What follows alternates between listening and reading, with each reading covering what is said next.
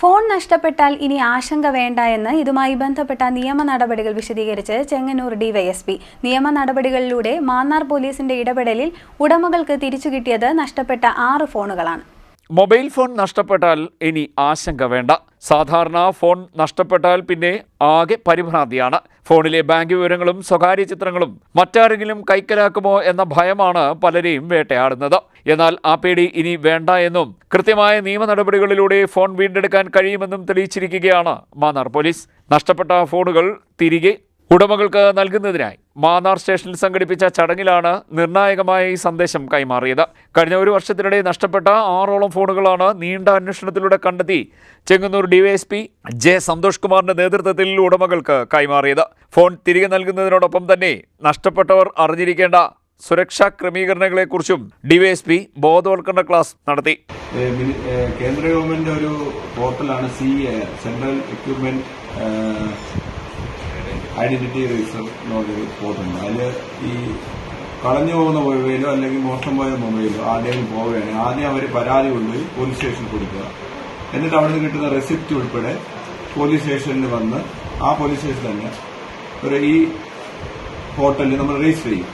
അതായത് ഈ complaint receipt ഉൾപ്പെടെ അത് അപ്ലോഡ് ചെയ്ത് രജിസ്റ്റർ ചെയ്യുമ്പോൾ ഇതിന്റെ ഡീറ്റെയിൽസ് IME ഉൾപ്പെടെ ആ പോർട്ടലിൽ വരും. അപ്പോൾ എല്ലാ ടെലികോം പ്രൊവൈഡറിലും ഇതിന്റെ ഡാറ്റ പോകും.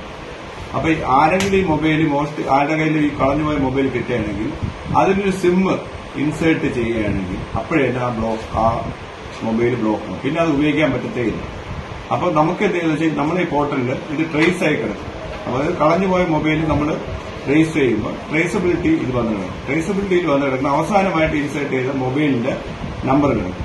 അപ്പൊ നമ്മൾ എന്ത് ചെയ്യുന്നത് മൊബൈലിന്റെ കാഫ് കസ്റ്റമർ ഐഡന്റിഫിക്കേഷൻ ഡീറ്റെയിൽസ് എടുത്തിട്ട് ആ കസ്റ്റമറിനെ വിളിച്ച് ചോദിക്കുകയും അവർക്ക് എവിടുന്നാണ് മൊബൈൽ കിട്ടുന്നത് എന്നിട്ട് അവരുടെ മൊബൈൽ മേടിച്ച് കസ്റ്റമറിന് തിരിച്ചു കൊടുക്കുന്ന പരിപാടിയാണ് ഇത്.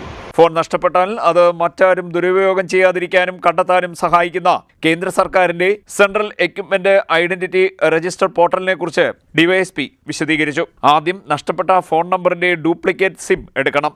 തുടർന്ന് തൊട്ടടുത്തുള്ള പോലീസ് സ്റ്റേഷനിൽ പരാതി നൽകണം. കൃത്യമായി രസീത് കൈപ്പറ്റുകയും വേണം.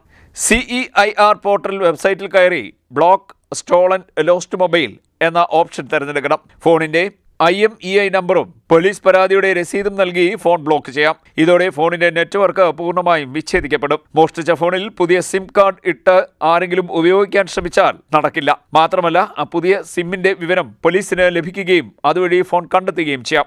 ഫോൺ സുരക്ഷിതമായി തിരികെ ലഭിച്ചു കഴിഞ്ഞാൽ ബ്ലോക്ക് ചെയ്ത IMEI നമ്പർ ഒഴിവാക്കി ഉടമയ്ക്ക് തിരികെ നൽകും. Mannar SHO SV Biju, SI Shaija എന്നിവരും ചടങ്ങിൽ പങ്കെടുത്തു.